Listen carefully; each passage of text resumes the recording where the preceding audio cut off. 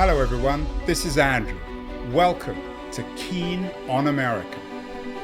On July 4th, 2026, America will be 250 years old. An anniversary that will, no doubt, be greeted with a mixture of celebration, contemplation, and resignation. In Keen on America, Andrew talks not just about the American past and present, but also speculates on its future. What, Andrew asks, will be the 21st century fate of this now venerable American republic? Hello everybody. Some of you will be familiar with the term two Jews, three opinions, meaning that Jews don't always agree about everything. Some people like to group the Jews as standing for this or that, but it's certainly not the case. And these days, it's particularly not the case. Lots of Jews are arguing about whether or not to boycott Israel, anti-Semitism events. There was an event last week in Israel where a number of liberal Jewish figures boycotted an anti-Semitic event. And then American Jews are very much divided over the behavior of Donald Trump and the ICE arrest of various activists. New York Times call it a schism, which of course means a religious division, a formal Episcopalian religious division, although I'm not sure there's a lot of formal religiosity here. The Jews have always been divided, it seems, about everything. And a new book suggests that they were very much divided on the American Civil War. I have to admit, as a non-historian, I would have assumed that most American Jews during the war would have been on the side of the Union and would have been hostile to the idea of slavery, but not according to Richard Kreitner, whose new book, Fear No Pharaoh, American Jews, the Civil War and the Fight to End not Flavery, the Fight to End Slavery, is out this week. Richard, do you like the phrase, two Jews, three opinions? Is that true generally of the Jewish people historically? Yeah, I think that seems about right. At least three opinions. You know, I write in the book, it was not clear at this time what the proper Jewish position on slavery was. Not that it's ever clear what the proper Jewish position on anything necessarily is. There's always a vigorous debate. Were you a bit wary, Richard, given seems to be a resurgence of anti-Semitism around the world, a lot of it bound up with Israel, a very controversial subject. Were you a little nervous about doing a book about the position of American Jews in the Civil War? I certainly was. I think not as nervous as some of the people around me in my life who kept reminding me of how nervous they were that I was doing this book. But I think that came from a misunderstanding of what I was doing with this book, which is not any kind of unidimensional indictment of American Jewish complicity with slavery or anything like that. It's a full exploration of all the different responses that American Jews had to slavery. You know, this is a people defined by an ancient experience of slavery, by ongoing experiences of oppression and exile in one form or another. What happened when they arrived in a country and found refuge, you know, safety, and to a large extent acceptance in a country that was defined also by an ongoing experience of slavery. It just happened to be that they were not the ones who were enslaved. And there's a full range of opinions about that. You know, I think you mentioned you would have expected that most Jews were on the side of the Union. I think mathematically that's probably true. By far, most American Jews at the time, which was about 50,000 in 1850 and 150,000 in 1860. So not huge, but also, you know, growing fast. Most of them, the vast majority of them, lived in the North. And they went along, you know, most Jews, just like most people in America, went along with the sentiments of whichever section they were in. So mathematically, I think most Jews were for the Union. But as a community, there was no kind of official position on slavery or on secession. And they kind of duked it out in a pretty intense way that, you know, just like the rest of the country did, but in a Jewish way, you know, in Jewish terms. What is a Jewish way? What does that mean? They're drawing on Exodus. Many of them are drawing on this Exodus Passover tradition. There's a great coincidence coming up. In 1861, the first night of Passover was April 12th, the night that Fort Sumter was bombed. And that's true this year as well. The first night of Passover falls on the anniversary of Fort Sumter. Every year before the Civil War, and, you know, most interestingly, during the Civil War, Jews are sitting down to seders where they're talking about slavery and freedom. They're talking about Egypt and bondage. And what does it mean? And they're drawing on that language, many of them, as they debate slavery, whether for or against. Your book deals with some prominent American Jews, Judah Benjamin and Morris Raphael in particular, who were either seem outrightly sympathetic to the Confederacy or ambivalent. You're a progressive journalist, used to work for The Nation. Did you come to this project thinking that you would profoundly disagree with anyone who wasn't on the Union side? And did the writing of the book change your mind in some way or other? Yeah, that's a good question. I note in the book, this kind of comes, it's like a very old project for me. I've been thinking about this for 15 or 16 years. I wrote a paper in university about Jewish abolitionists and the extent to which they were or were not drawing on Exodus in their anti-slavery activism. And the story just kind of stuck with me. But eventually I realized, why only focus on the abolitionists? Why only focus on the good guys and those with whom I agreed?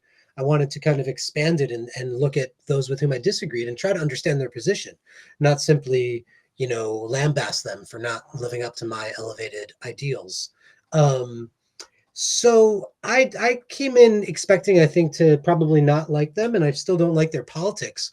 But I've heard from some readers of the book that it seems that by the end of it, I kind of like Judah Benjamin the most of all my characters. And that's certainly not true from any kind of ethical or moral perspective. But he's a pretty interesting guy. He's a really impressive guy. He is known to be, they called him, and I have to, I don't know if it's a joke, the idea of Judah Benjamin in one paper online, the brains of the Confederacy, whether that's sort of a covert form of anti-Semitism, the idea of Jews, of course, being brainy, and of course the other, I guess, construction of the Confederacy, that they weren't always the smartest on the block. So was he the brains of the Confederacy, Judah Benjamin? Was he a particularly big brain Jew? Yeah, I mean, I think that's a pretty fair description, actually. I mean, it's hard to say that it's anti-Semitism. You just showed the American Jewish Historical Society claiming that. I think American Jews have not ever really known quite what to do with Judah Benjamin. For a long time, they claimed him as a great leader. He's certainly one of the highest ranking Jews, of all time. He's the only Jewish face to ever appear on a piece of American currency. I mean, you obviously you've written this book, you know him inside out, but not everyone would be familiar with this guy. Tell us about him. Yeah, sure. He's born in the Caribbean, so he's a British subject from birth. He moves with his family to Charleston when he's about 12 years old, I believe. His family owns slaves right from the beginning, even though they're not particularly well off. They own a fruit shop in Charleston. Slavery shapes his life from the very beginning. The Denmark Vesey Rebellion occurs right around the time that they arrive in Charleston, and it's believed that the bodies of the accused who were hung could be seen from the top floor of the Benjamin's house. He goes on to Yale University, where he's kicked out under mysterious circumstances. It might have been gambling or some other kind of ill behavior. Then moves to New Orleans. A good Jewish thing to get thrown out, right? Yeah. He was quite out of place there, partly because he was a Jew. He's only the second student in Yale's history. He moves to New Orleans, becomes a lawyer, rises up very, very quickly, kind of masters all of Louisiana law. He begins to enter politics. He buys a plantation with 140 slaves to work it. But it's not clear really what he believes. He's a really exceptional lawyer. He takes one case in which he's arguing on behalf of an insurance company that does not want to pay out when it's sued over a slave mutiny that happened at sea. And he argues on their behalf that slavery is unnatural. It's against natural law. And therefore, you have to expect that there's going to be mutinies from time to time, and the insurance company should not be held liable. So it's not clear that it's likely he did not believe those anti-slavery arguments that he's making in court, but he did say them. They did leave his mouth, and they were used by abolitionists against him. But then he runs for the Senate in Louisiana. He becomes a real kind of prominent spokesman for slave interests, and then he enters the Confederate cabinet of Jefferson Davis and eventually becomes Secretary of State. But why he's called the brains of the Confederacy is because at the beginning of the war, he says this is going to be a long war. First of all, nobody else thinks there's going to be a war. They say the North is never going to be willing to fight. They're all, weaklings up there, Yankee Doodles and stuff. And he says there's going to be a war. It's going to be violent. It's going to last a long time. And we should be sending cotton to Europe to draw funds from, to borrow money, and we're going to need this. Whereas everybody says, no, there's not going to be a war. Let's hold the cotton so that Europe will enter the war on our behalf. And then there's other instances throughout the war where he's the only person in the Confederate cabinet making any sense. So I think it's a pretty fair characteristic. And I don't like the guy. I don't like what he stood for, but he's an impressive. I thought you said you liked him. Didn't you say at the beginning that in the end he was your favorite character in the book? I like his perseverance and his panache, but I don't like that he was okay with owning other human beings. And also, I mean, Benjamin's Jewishness is another kind of interesting topic. He really wanted nothing to do with Judaism, though he refused to convert, as his wife, Catholic Creole in New Orleans, wanted him to do. I mean, I assume coming out of New Orleans, there's a uniquely, I use this contemporary word, although it's probably not appropriate for mid-19th century New Orleans, a uniquely multicultural aspect in New Orleans that you wouldn't find in the rest of America. Yeah, that's right. I think that's why he was probably able to rise in New Orleans, whereas otherwise in Charleston, for instance, where he'd been born, he probably wouldn't have been able to break into the planter class, the elevated, elite of Southern society. You are sometimes hear in the South these arguments of the dignity of the South, Robert E. Lee, even Jefferson Davis, who Judah Benjamin worked for.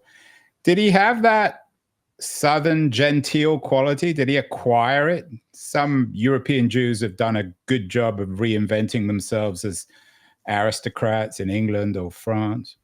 Yeah, I think he tried. He at Yale, he was known for kind of aping the characteristics of his, the gentlemen that surrounded him, who weren't necessarily Southerners. When Verena Davis, a very close friend of his, Jefferson Davis's wife, first met Judah Benjamin in the 1850s, she commented that he didn't really seem like a statesman. He had a little bit more of the air of the bon vivant, a kind of a storyteller. He liked to quote poetry. So I think he tried really hard to fit in with the Southern planter class, but he never quite did. And that ended up being rather dangerous for him during the Civil War, when fortunes for the South kind of took a downward turn. He was a scapegoat, kind of there waiting to take all the blame for Southern misfortunes and setbacks on the battlefield. And what was it about Benjamin that made him attractive to Jefferson Davis or some of the other senior people in the Confederacy? I think it was kind of his willingness to be, I don't want to say slavish given the topic, but a little bit doggish, I suppose. He was willing to follow Jefferson Davis's lead. He was willing to take the blame for anything that went wrong. And he was just extremely loyal to Jefferson Davis. And like I was saying, he was really smart, and Jefferson Davis needed that. The Confederacy, to an extent, I think we forget today, was not some kind of monolith. The divisions in the Confederacy between proponents of the Davis administration and his critics was really, really strong, at least as much so as in the North. And Benjamin, Davis needed Benjamin to sort out first, military things, because he was Secretary of War, but then later diplomatic strategies of getting Europe on their side, getting loans. And another thing that Benjamin ran was the Confederate Secret Service.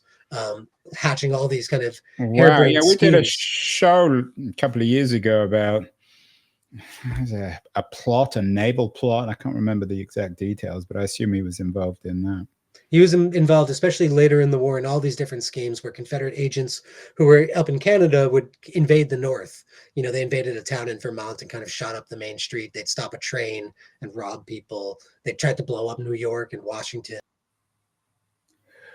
Was there a great deal in the South? And there's even questions about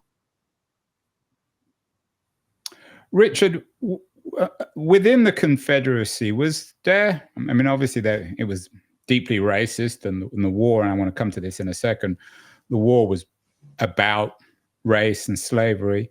But was there much anti-Semitism in the South? Or were there so few Jews that people just didn't pay attention to it one way or the other? There wasn't much before the war.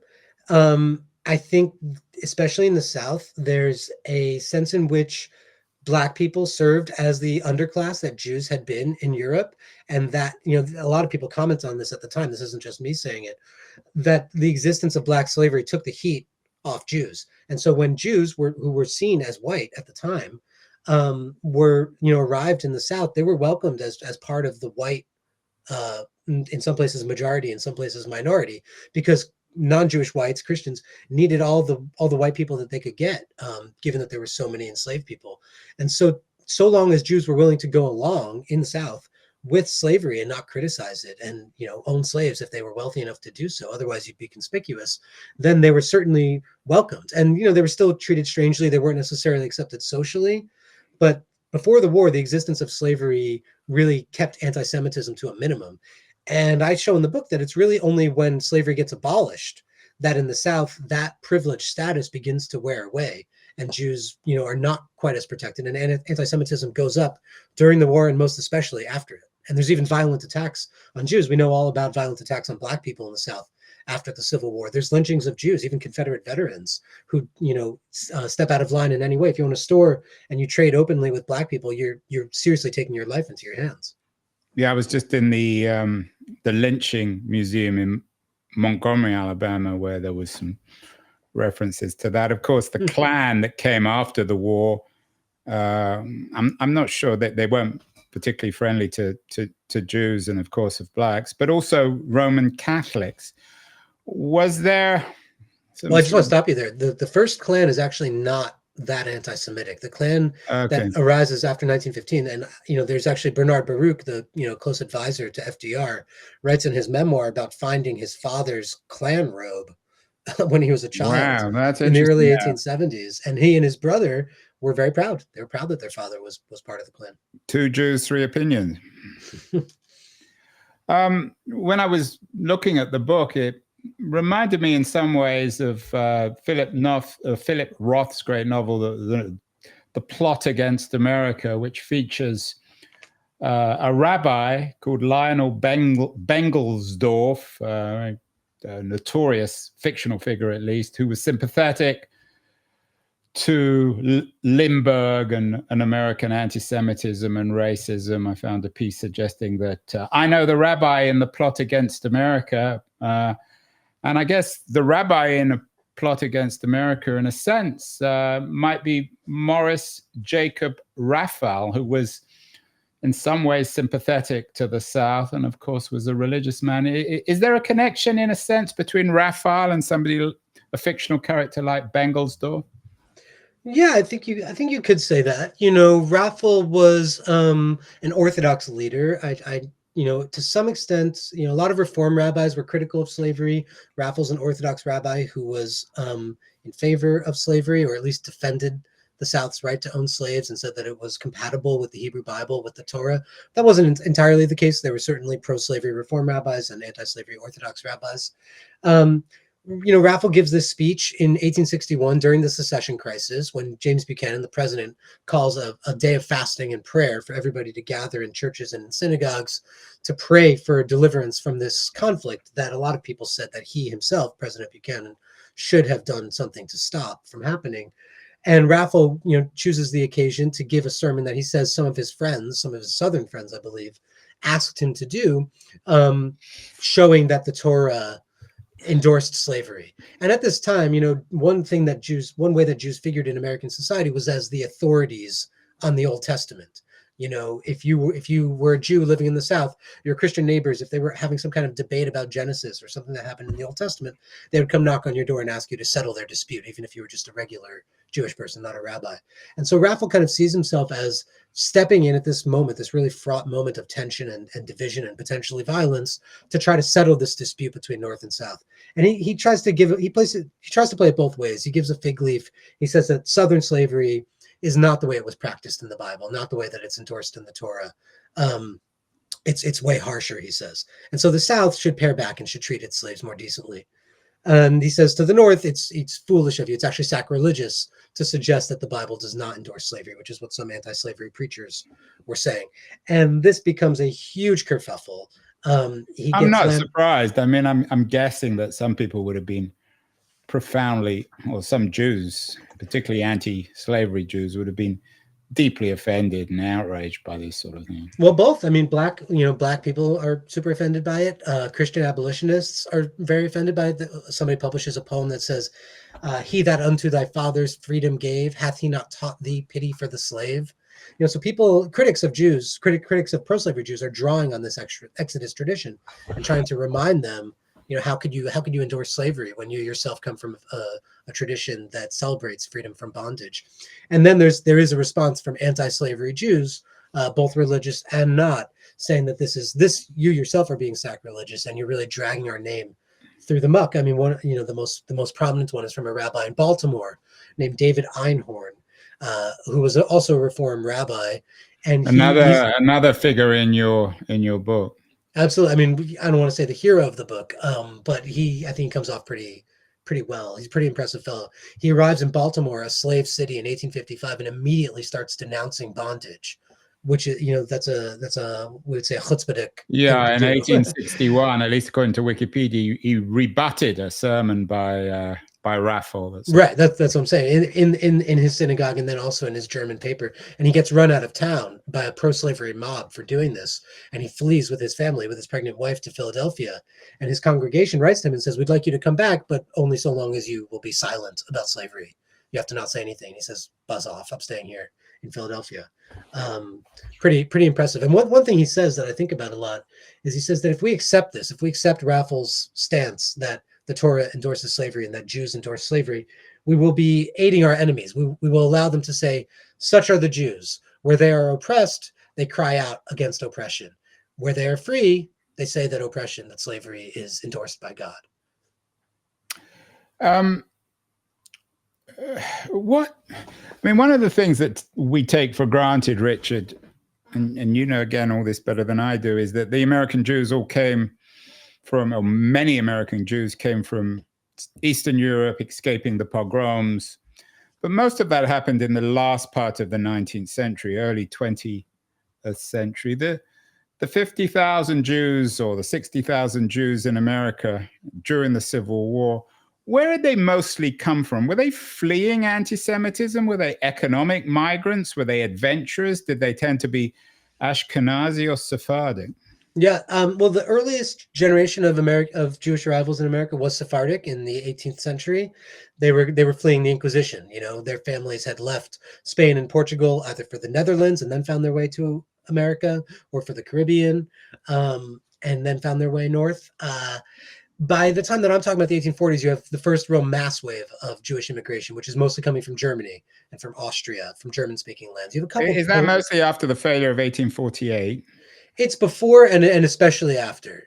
Before 1848, I think you do have a lot of economic migrants, as you mentioned. People, the potato famine, led to a European crash in about 1846, and that's when some people start coming over. And then, the 1848 revolution sends a lot of exiles over here, and a lot of the people I'm talking about in the book, people who did bother to get involved in politics, which most people did not. They just wanted to keep their heads down and keep a roof over their heads. But those who did get involved in politics, many of them were 1848 exiles from these failed revolutions in Europe, who came to America, and they still had these ideals intact that they wanted and that they were applying and trying to look for some kind of cause worthy of their efforts, that had failed in Europe. And pretty quickly they land on slavery as a good vehicle to get involved in American politics. So did many of the immigrants, did they tend to be rebels against sort of traditional Orthodox Jewish life, leaving the community, if not intermarrying, certainly sympathetic to liberal ideas and leftist ideas? Yeah, many of them were familiar with Reform Judaism, which was developing in Europe at the time, a little bit in America as well. But this generation of exiles or of migrants, refugees that arrives in America in the 1840s and the 1850s definitely hastens this project, this process of liberalization in American Judaism. And so Reform synagogues start proliferating across the land, moving west into Chicago and beyond. And it definitely presents a major challenge to orthodoxy. So along with this political struggle within the American Jewish community, the book is also narrating this religious struggle over how much should we hold on to, how much should we give up in order to assimilate and make it in this land. So if Einhorn was the preacher of Reform Judaism, the activist in your book is someone called August Bondy, who was involved with the failed revolution of 1848 and then became involved with John Brown in the American Civil War. Tell us about Bondy, why you chose to write about him in the book. Yeah, I start and end the book with him. He's an absolutely fascinating figure. He is born in Vienna to a Jewish family that's fairly well off. He's well educated, and he gets swept up in the 1848 revolution. And he's left this extraordinary memoir that I started digging into many, many years ago. And I was just reading it. You're just transported to all these scenes on the streets of Vienna, and then everything else he gets into that I'll talk about. It's incredibly vivid, and I just was amazed that nothing had been done with it before. So then the revolution starts to fail, and his family decides to leave Vienna, like many Jewish people did, many others as well, and come to America. And they end up in St. Louis, where he's looking around for things to do. He tries teaching. He works in a store. He's looking for adventure, and he sees an editorial about what's going on in Kansas at the time. This is 1854, where Kansas has just been opened up to white settlement. And according to the doctrine of popular sovereignty, whoever has more people on the ground will get to decide whether there's slavery or freedom, free labor in this territory. So he moves out there, and he's got these ideals from the 1848 revolution. He decides that he's going to go out there and fight against the expansion of slavery to the Western territories. And he leaves this just incredible document relating all these experiences. He quickly runs into John Brown, and he leaves these accounts of fighting these pitched battles, the first opening act of the American Civil War, this proxy war on the plains of Kansas, along with John Brown. And it's one of the best glimpses we have really into what it was like in John Brown's camp as they were fighting in these early battles. He stays in Kansas. He has a farm. He's a pig farmer of all things, even though he considers himself Jewish and in his own way, deeply devout, but kind of in a liberal, detached way. There was no synagogue out where he was living. And then he fights in the Union Army in the Civil War, and he leaves amazing accounts of what that was like, all the kind of skirmishes. He was in Arkansas and Missouri, which was like this real guerrilla warfare, very bloody. But he leaves these incredible accounts. He ends up getting wounded and sent home in 1864. And then I talk a little bit about his life after the war, where he begins to kind of go back on some of these liberal opinions. He turns against Reconstruction, as a lot of whites did at the time. He turned against Reconstruction. So he did. He thought that the Republican Party had grown corrupt. I think he's been touted before in like articles online as the great Jewish Underground Railroad conductor and stuff. And he might have helped a couple fugitive slaves for a few months there in 1860 or so. But I think it's a little overstated. And some of these people that we look to be heroes in the past weren't necessarily such at the time. I think he really got into the fight against slavery, not so much from any kind of utopian universalistic ideals, but more because he wanted, like many whites at the time did, he wanted free labor to exist on the plains, because otherwise slavery undermined white labor and undermined the wages of people who wanted to move west and have farms like he did. They didn't want to have to compete with planters who had all this capital and all these slaves to work the land. So it's a complicated debate. It's rather like the debate about immigration in the US today, where unions are more hostile to immigration than the coastal elite. Right. I remember seeing a book got pitched to me on the show. I don't think I had the author on, about Jewish soldiers in the Civil War. Were there any very senior Jews within the Union forces? Were there Jewish generals?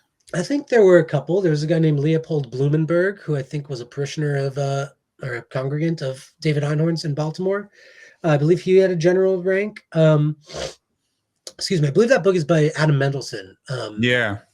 Which is an outstanding book, and I cite him throughout. Now you're making me feel guilty about not having him on the show. I'm sorry.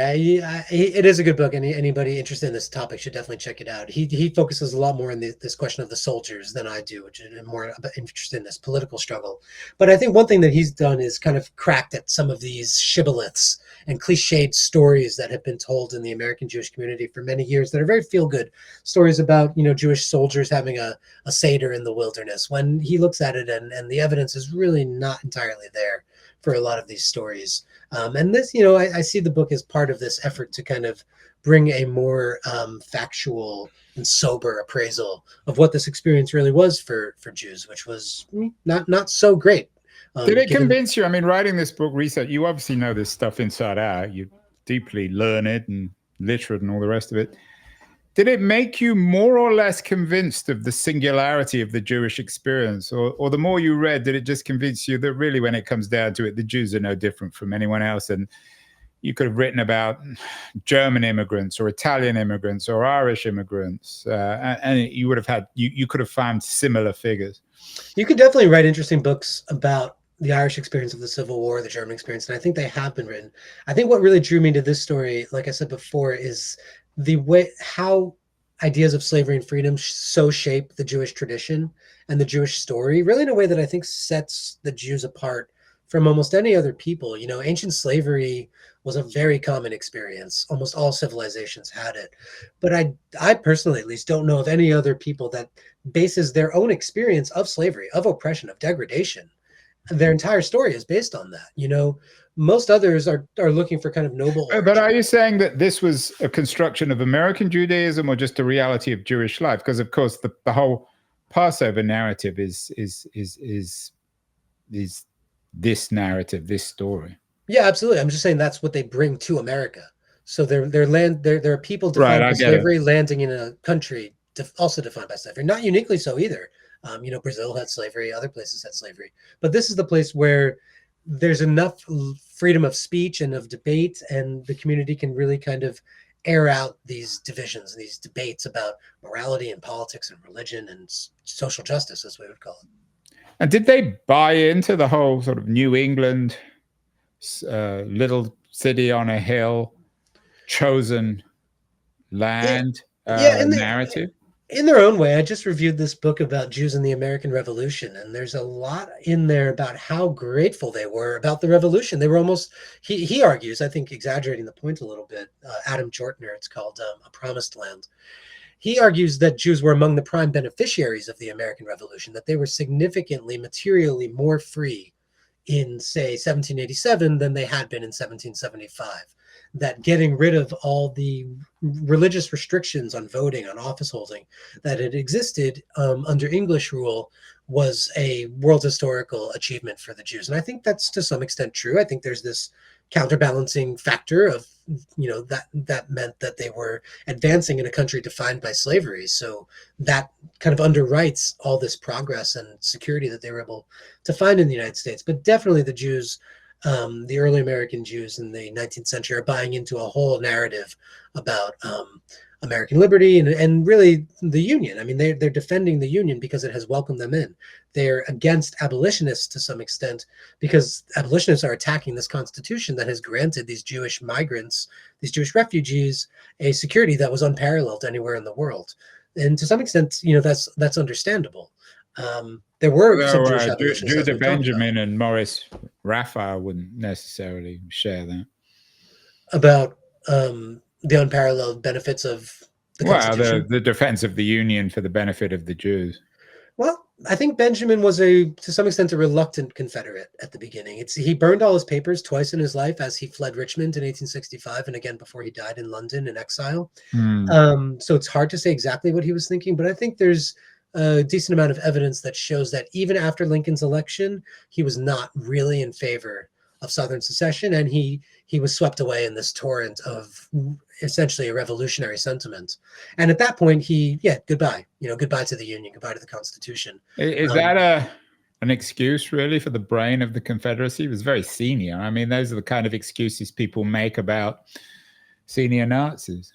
Yeah, I think that's a fair point. I looked at it pretty hard. I think some people have kind of tried to excuse him on that account, and I'm by no means excusing him. I think, you know, he played a big part rhetorically in the Senate in getting things to that point. He wasn't calling for secession or revolution. He was warning that things would get to that point if the abolitionists kept pushing their arguments against slavery.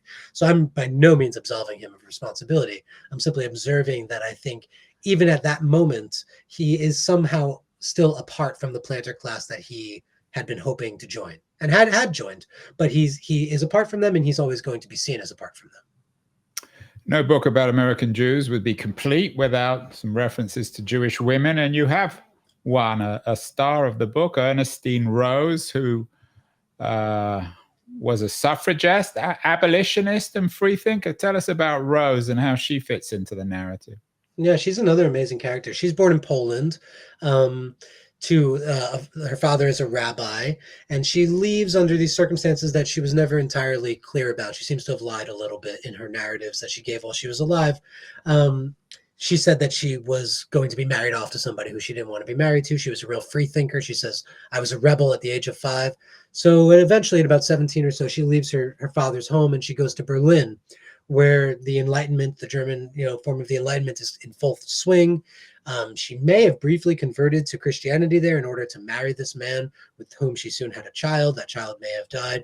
Her origins are a little bit cloudy. Eventually, in London, she falls in with Robert Owen and his form of socialism. Yeah.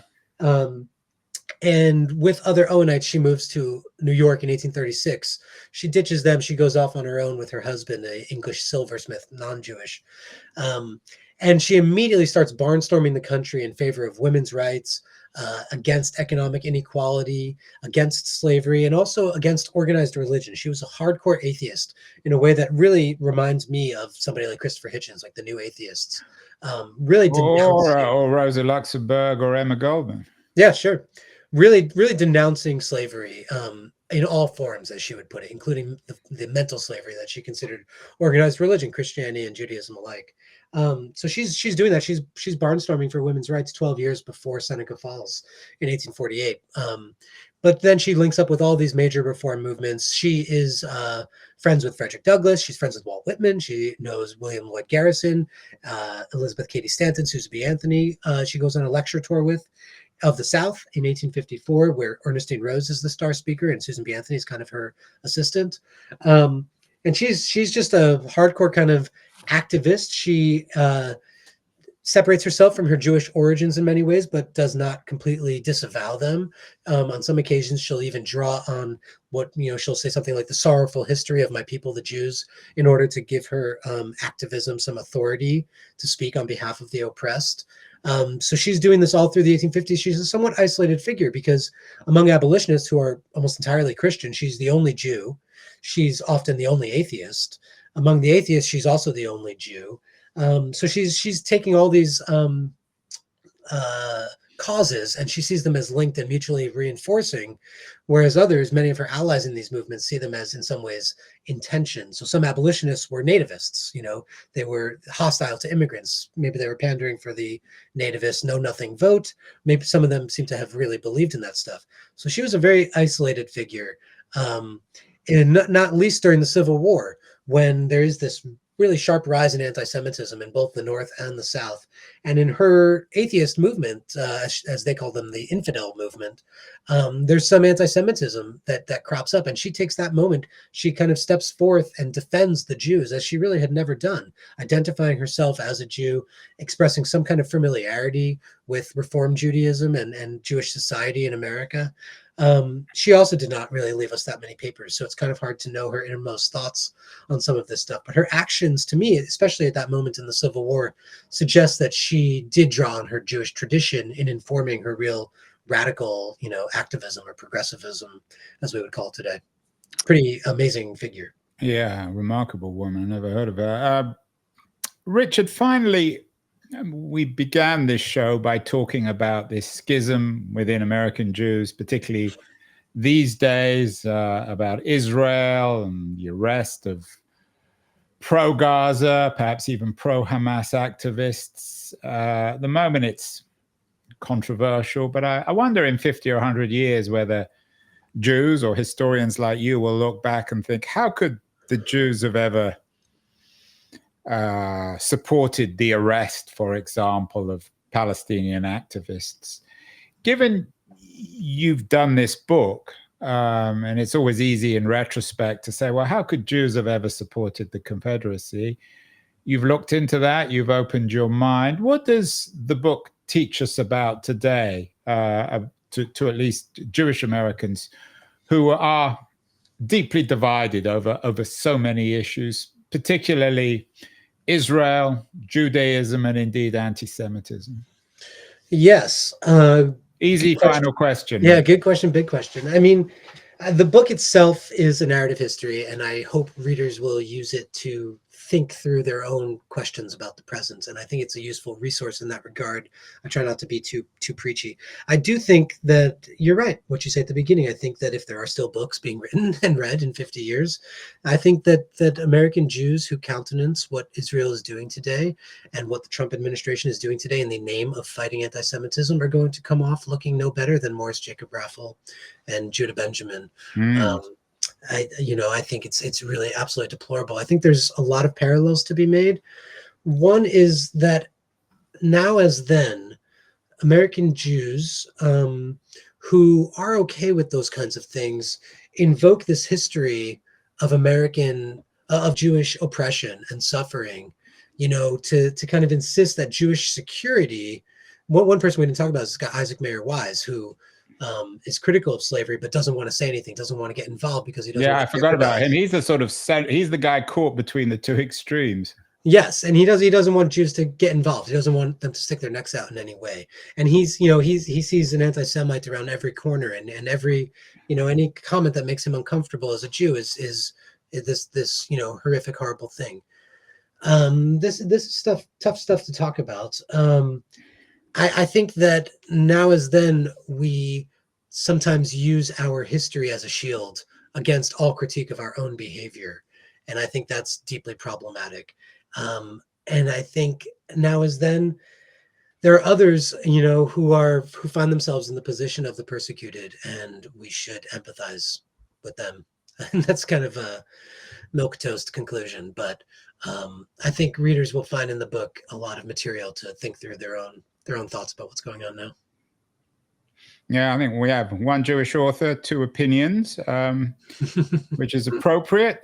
Really interesting and important new book. It's called Fear No Pharaoh, American Jews, the Civil War and the Fight to End Slavery. It teaches us a lot about not just American history, but American Jewish history, maybe more broadly, universal Jewish history, civil rights. We didn't even talk about Jewish-Black relations. Maybe that'll be the subject, Richard, of your next book. Congratulations on the book. It's out this week. Strongly encouraged. And best of luck, Richard, with the book. Thank you again. Thank you for having me on, Andrew. Appreciate it. Can I step on the sea?